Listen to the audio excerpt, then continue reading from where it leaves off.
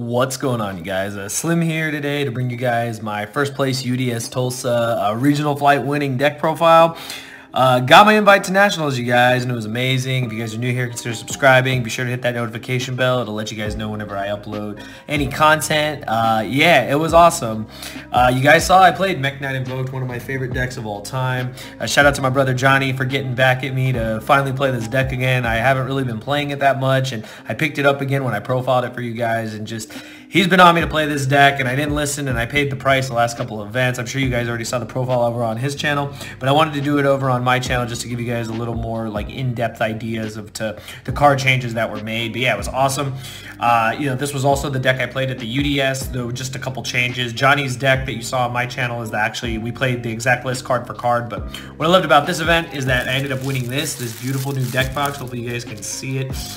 Yeah, so the new regional deck boxes, I believe they're giving to top 4, is based off of the, like, I think it's kind of like the Ultra Pro or the Ultimate Guard ones that have the dice compartment, and also just really like the design, really like the color, and really like the logo on it. So I'm super excited for that. I'll probably end up using that going forward. And of course you guys get the mat, which is cool. It's the Ad Ignister mat, so it's pretty awesome. But yeah, we'll get into it. Before we do, I'm just going to show you guys the last couple things. So this was the last UDS. So you ended up getting, I only had 140 points. I didn't have that many because I spent a lot during the last UDS I went to in Vegas last year. But you got this lanyard, and you also got this pretty cool pin. This being the last UDS, I had to go, and I was just super excited that I got to. But yeah, this was the list I played, you guys. Hopefully you guys enjoy. You know, shout out to Richard. Finally signed it because I made it to Tulsa, so it was awesome. But I will go through the deck pretty quickly just so can explain some changes and whatnot. But yeah, shout out to MEKK-KNIGHT Invoked. I love this deck. I should never put this deck down. So yeah, 3 Alistair, standard. You can 1 card MEKK-KNIGHT now, which is amazing, so I just love it.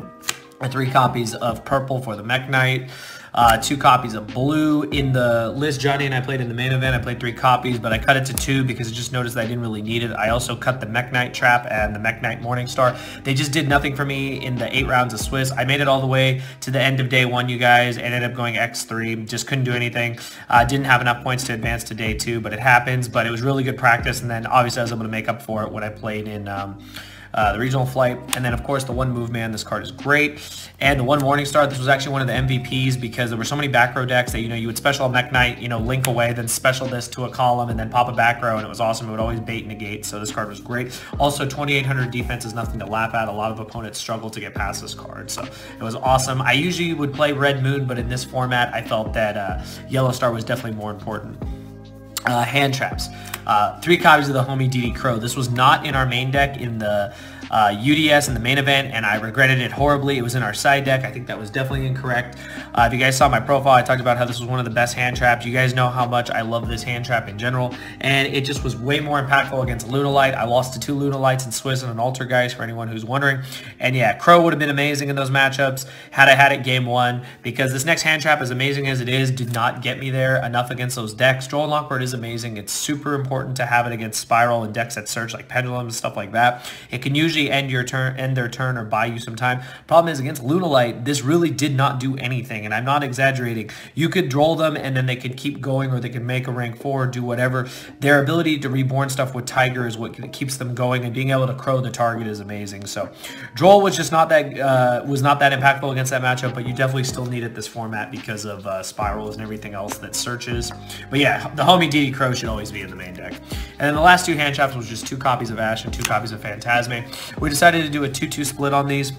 I wasn't 100% sure on Phantasme. Everyone knows I love this card, but I've talked about it before that in this format, it's really hard to say how impactful this is. It's very good against Solomon Great, very good against decks that link. It can be okay against Spiral. It just depends, you know, if you open it when they're starting to combo off. Ash was more for like the rogue decks and just generic stuff you could stop. This card kind of sucks though against some matchups because they do chain block it. But the beauty of Ash is that it did give you the ability to make Purgatrio, and usually when you're making Purgatrio, you're OTKing your opponent. So I wanted to have the versatility of both in there, so a 2-2 split was perfect on those cards. I really like it. And you guys got to play Phantasme while you still can. And the last 2 monsters, definitely one of the MVPs was 2 copies of Gameciel, the Sea Turtle Kaiju in the main deck. This was awesome, just being able to Kaiju a problem and then, you know, just run over, you know, just eliminate a problem basically. And people ask why we played Gameciel. For the main reason most people always play Gameciel, it is the weakest one. You are able to get over it a lot easier than other other kaiju choices, so this was still obviously the best one. Just being able to punch over it was fantastic. Taking away problematic monsters was very important in almost every matchup, so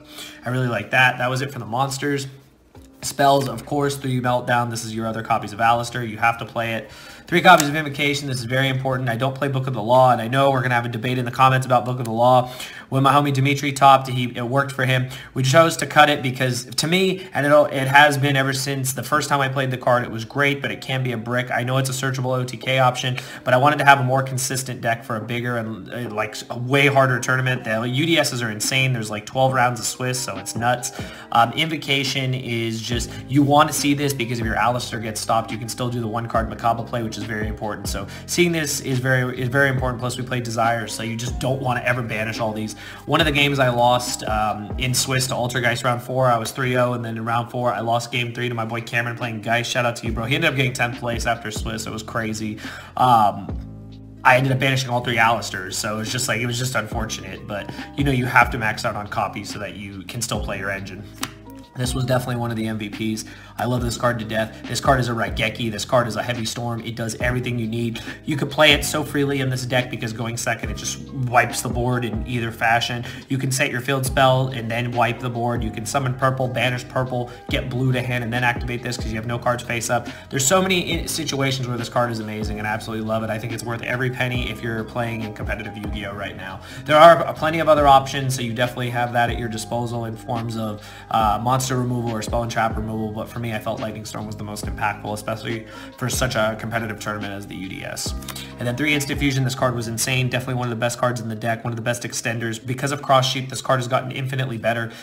Just being able to, you know, bring out Kaliga or bring out Thousand Eyes Restrict or bring out Raijin, depending on the situation. Link climb into Cross Sheep back the target, make a Boral Sword, just OTK your opponent was ridiculous. This card just did so much. The versatility with the targets was super important too, so that's definitely a staple in this deck, I think, at 3.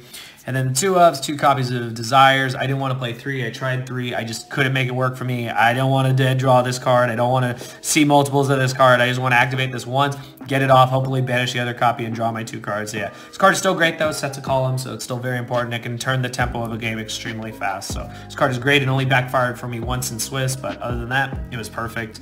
And then 2 of my favorite, one of my favorite cards in the game that unfortunately I wish was at 3, but I understand why it's at 2. Mind Control is fantastic. You have to play it. It's great. Breaks boards by itself. It's just an amazing card. Sets a column as well.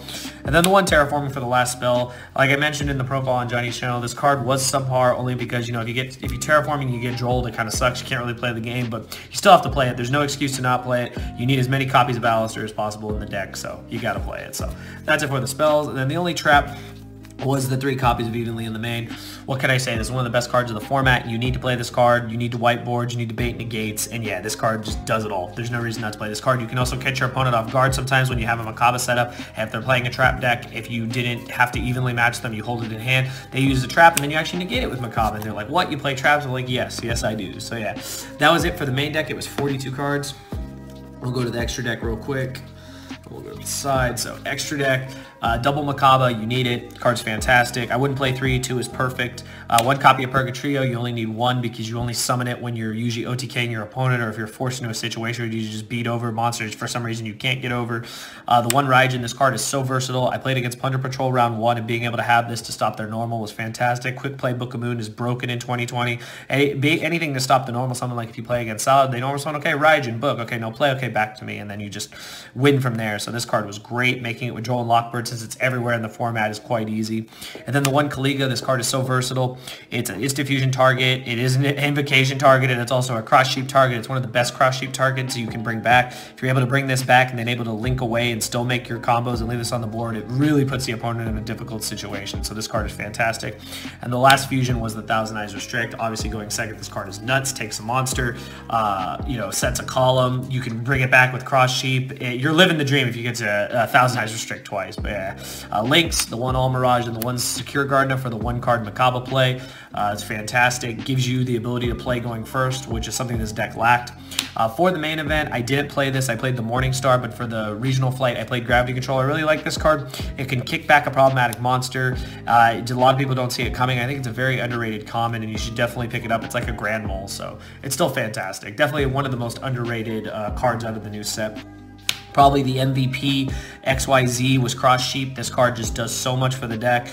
Being able to make this so easily, being able to bring back Kaliga or bring back any of your little guys, and then being able to link climb into Boral Sword is crazy. You play so many high attack monsters that it's not hard to Boral Sword OTK your opponent. One Alistair, this is standard. This card comes up a lot when you don't actually see Alistair. If you have the requirements with hand traps and mech knights to make this, you do this, and then you can banish this for the invocation because its name is Alistair the Invoker while it's on the board. So that's really, really important. Or if it's in the graveyard, so you can do a lot of things with this, and getting access to your invoke monsters is what you want to do. So this card is definitely one of the best cards of the deck. Then the two standards, the Unicorn and the Phoenix, they both come up in niche situations. You need to play them both. I don't think there's a reason not to. They're extremely versatile. One of my favorite cards that I didn't play in the main event, but I regretted it, was Blackluster Soldier of Chaos. You guys know how much I love this card. This card won me game 1 of the finals. It was like a 20-minute matchup. I played against Altergeist in the final, and I made this with its effective protection, and I boosted it to 45, and he could not out it. So this card was amazing, won me the game by itself. And this card is just very versatile against a lot of matches where they can't out it. So this card is fantastic. And then the aforementioned Boral Sword, because you just OTK your opponent quite easily in this deck now, especially with all the monsters you put on the board. And then the side deck, the one Scythe, we are playing the Sanctum, so you got to play it. I drew it, didn't do anything, but I had it in the back row just in case they got greedy. So this card is cool. If it does ever go to the graveyard, it is a light from Akaba, so there's versatility there. 2 copies of Twin. Since I'm playing the 3 copies of Lightning Storm, I felt 2 Twin was fine. I also played the 1 Reboot, so against back row decks, this was perfect. Johnny and I main decked 1 copy of Mystic Mine for the main event, but I moved it to the side deck for me because I just didn't really like that card. It didn't really do much for me. I really don't like this card at all, especially for what it does in the game, but unfortunately it's a necessary evil because you need to bait out all your opponent's stuff, slap this down. If they don't have an out, you win. So that's the reason why we played it, especially because they're always going to, especially if we go first or we go second, we need to be able to, have versatile cards like that. And then the 3 Sanctum, because it goes with the Scythe.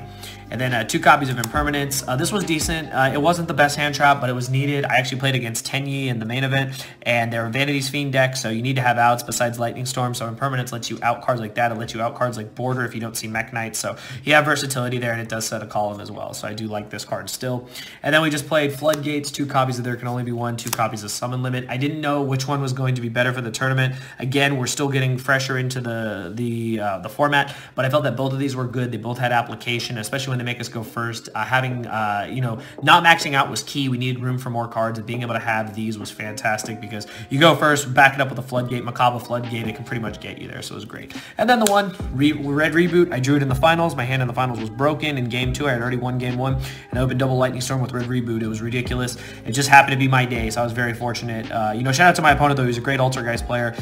I was very fortunate to open the way I did against that matchup, because I'll be the first to say Altergeist is a rough matchup just for a lot of people. But yeah, that was it, you guys. That was the deck, and of course, shout out to Richard. Yeah, we're going to Nationals, you guys. Shout out to my little brother, Jerry. I love you, man. Been one of my biggest supporters. He's never really a fan of the decks I play, but he'd been wanting me to get my invite ever since he got his with Thunder Dragons, and I missed out at that event. But, that's his first, so this year will be his first Nationals, and I now get to go with him. I was going to go either way, but we were never going without our invite, so now I'm super excited. It doesn't mean I'm going to slack off, though. We have the 3v3 in Vegas. We also have, more events coming up before Nationals and whatnot, so definitely expect to see a lot coming from me, coming from Johnny, coming from a lot of these people, a lot of these channels going forward. This format is getting crazy. We're going to see, with Shadalls and everything. Everyone's talking about Shadall and Vogue is definitely something we're going to look into, and definitely be prepared for, because we're definitely going to see it this upcoming weekend. But I hope you guys did enjoy this deck profile. You guys know what to do. Hit the smash the like button, actually. And yeah, MEKK-KNIGHT and vote, you guys. I'm glad that I did it with this deck. Johnny kept me faithful to this deck, and I just really, really enjoy playing this deck. There's so much about it that I love, and I can tell you guys right now, there's nothing better than doing decent with a deck that you enjoy. And like I said, you guys, now I don't have to play 10-round Cali regionals anymore, which is fantastic. They're mentally exhausting, but for any people that enter side events, I highly encourage you to play the regional flights. They can be difficult. You will play against most random decks ever that you aren't prepared for, but if you build your deck right and you're comfortable going first, going second, doing whatever, all the stuff we always talk about here on the channel, you will do well, and you can win your regional mat, win your new regional box, and more importantly, win your invite to Nationals, and I think it doesn't get better than that. But yeah, those are my thoughts. Let me know what you guys think in the comments below. If you guys are trying to build this deck, be sure to use my TCG player link. You guys already know the spiel behind that. It's down in the description below.